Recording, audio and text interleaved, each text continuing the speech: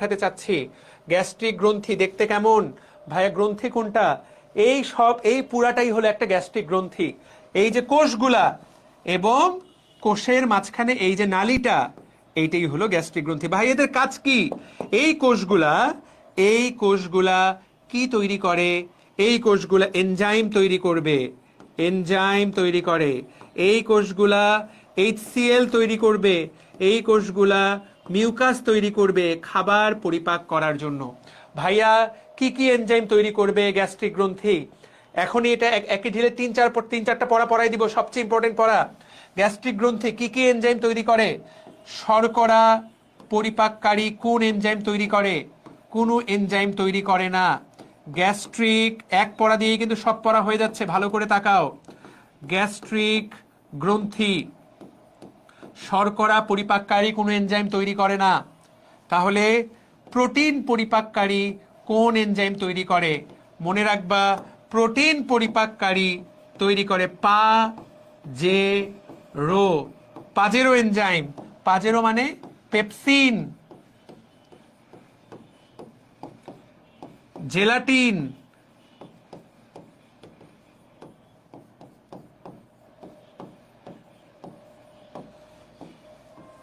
Renin. নামটা পড়ে ফেলো সবাই। পাকস্থলীতে এই গ্যাস্ট্রিক গ্রন্থি কোন কোন এনজাইম তৈরি করে? লিপিড পরিপাক করার জন্য কোন এনজাইম তৈরি করে? মনে রাখবা লাল, একসাথে মনে রাখবা লাল পাজেরো, তাহলে লাইপেজ এনজাইম তৈরি করে। এই যে গ্যাস্ট্রিক গ্রন্থি কোন কোন এনজাইম তৈরি করে সবাই লিখে ফেলো। Pepsin, gelatin, rennin. Pepsin, gelatinase, gelatin হবে না, শব্দটা হবে জেলাটিনেজ, লিখতে ভুল করছি। পেপসিন, জেলাটিনেজ এবং রেনিন কোন কোন এনজাইম তৈরি করে? সবাই লিখে কমেন্ট করো ডান। বুঝতে পারলা কিনা? ইয়াসিন আরাফাত,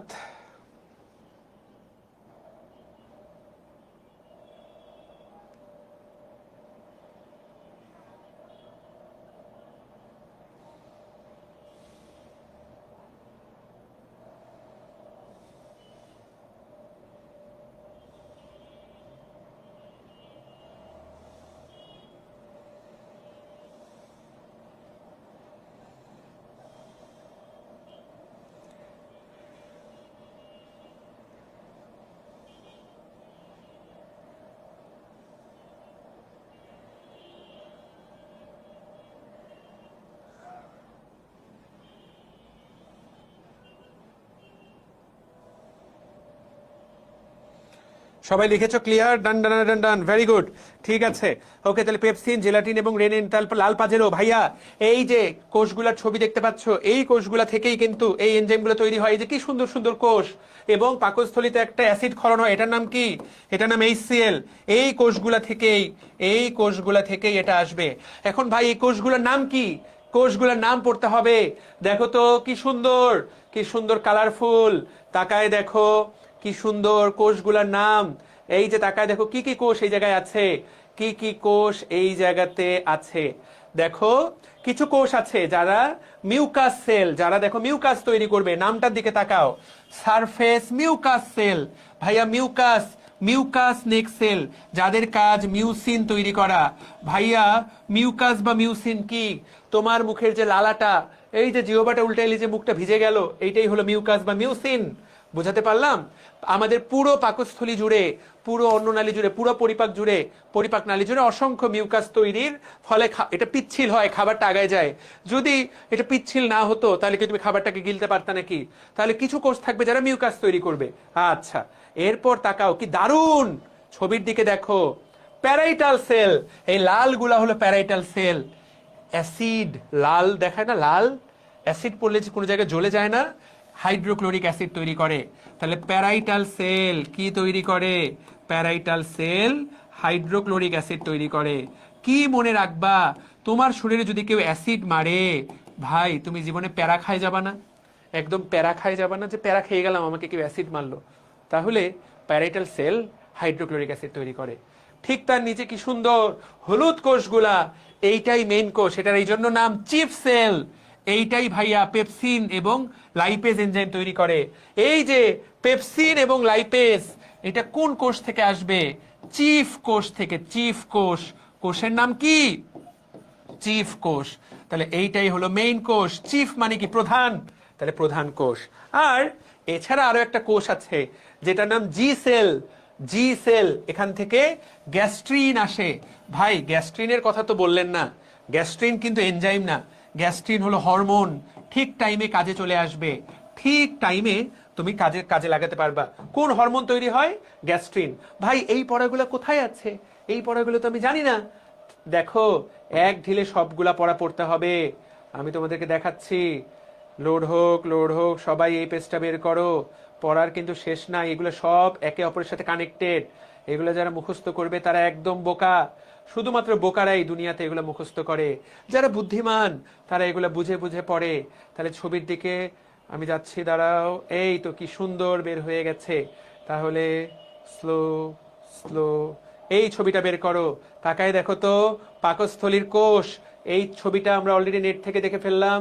কি সুন্দর ছবি, তুমি তাকায় দেখো। এই যে মিউকাস কোষ, মিউকাস ক্ষরণকারী, দেখতে পাচ্ছ?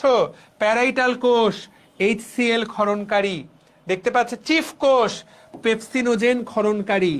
আরো একটা কোষের কথা বলা আছে এই বইয়ে, এন্টারোক্রোমাফিন কোষ, হিস্টামিন ক্ষরণকারী। ভাই এই কোষটাকেও তুমি গুরুত্ব দিতে পারবা না তা না। তারপরে জি কোষ, যেটা গ্যাস্ট্রিন ক্ষরণকারী। তাকায় দেখো তো, আমরা উপর থেকে আসি ঠিক আগের পেজে, কি সুন্দর। তাকায় দেখো, প্যারাইটাল কোষ কি ক্ষরণ করে? হাইড্রোক্লোরিক অ্যাসিড ক্ষরণ করে। আমরা আগে থেকেই জানি প্যারা দিবে। এই প্যারাইটাল কোষের আরেকটা নাম আছে, আরেকটা নাম। এটার নাম হলো অক্সিনোটিক কোষ। এটার আগের নাম হলো অক্সিনোটিক কোষ। এই নামটা তোমাকে মনে রাখতে হবে, খুব গুরুত্বপূর্ণ। অক্সিনোটিক কোষ। এটা এইচসিএল ক্ষরণ করার পাশাপাশি তুমি যদি কারো শরীরে এইচসিএল মারো, ওর বুকে জ্বালা ধরে যাবে না? তাই না? জ্বালা ধরে যাবে। তো আর এইখানে এটা আরেকটা জিনিস ক্ষরণ করে, সেটার নাম হলো ইন্ট্রিনজিক ফ্যাক্টর। ইন্ট্রিনজিক ফ্যাক্টর, যদিও এটা আগের বইগুলোতে অন্যরকম দেওয়া ছিল, কিন্তু বর্তমানে এই ইন্ট্রিনজিক ফ্যাক্টর প্যারাইটাল কোষ থেকে আসে, এইটাই লেখা। এই ইন্ট্রিনজিক ফ্যাক্টর ভিটামিন বি 12-এ, ভিটামিন বি 12-এ শোষণে সাহায্য করে। ভাই কিছুই বুঝিনি ভাই। শুধু প্যারাইটাল কোষের উপরে একটা আলাদা গুরুত্ব থাকবে। কি গুরুত্ব? তাকাও, প্যারাইটাল কোষ,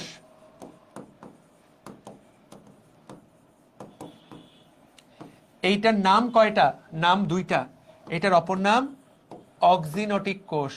অক্সিনোটিক,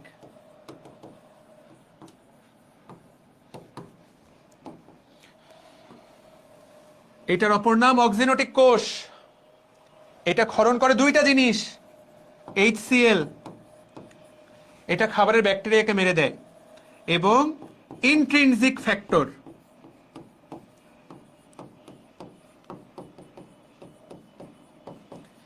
ভাই ইন্ট্রিনজিক ফ্যাক্টরের কাজ কি?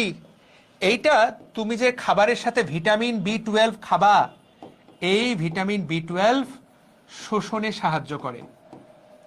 কোনো কারণে তোমার শরীরে যদি এই প্যারাইটাল কোষগুলো নষ্ট হয়ে যায়, তাহলে তোমার শরীরে ভিটামিন বি 12 কাজ করবে না। কারণ ভিটামিন বি 12 যতই খাবা কোনোটাই রক্তে যাবে না, কারণ ইন্ট্রিনজিক ফ্যাক্টর থাকবে না। একটা ছবি দেখো, তাহলে দীর্ঘদিন মনে থাকবে। যেমন এই ছবিটা দেখলা, লাল কালার নীল কালার, দীর্ঘদিন মনে থাকবে।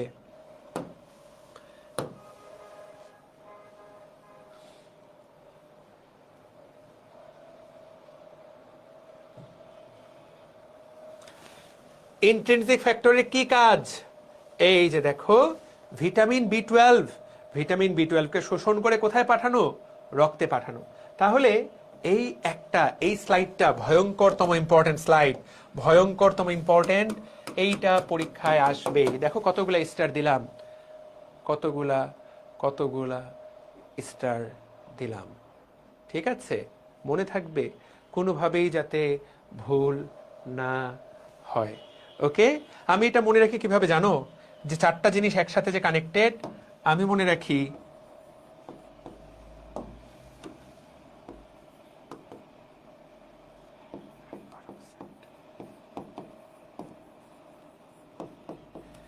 তুমি চাইলে হাইড্রোজেন পারঅক্সাইড মনে রাখতে পারো, তুমি চাইলে হাইপার অক্সাইড মনে রাখতে পারো। মানে কি ভাই? মানে হলো এই যে তাকাও, খুবই ইজি, মানেটা খুবই ইজি। পার মানে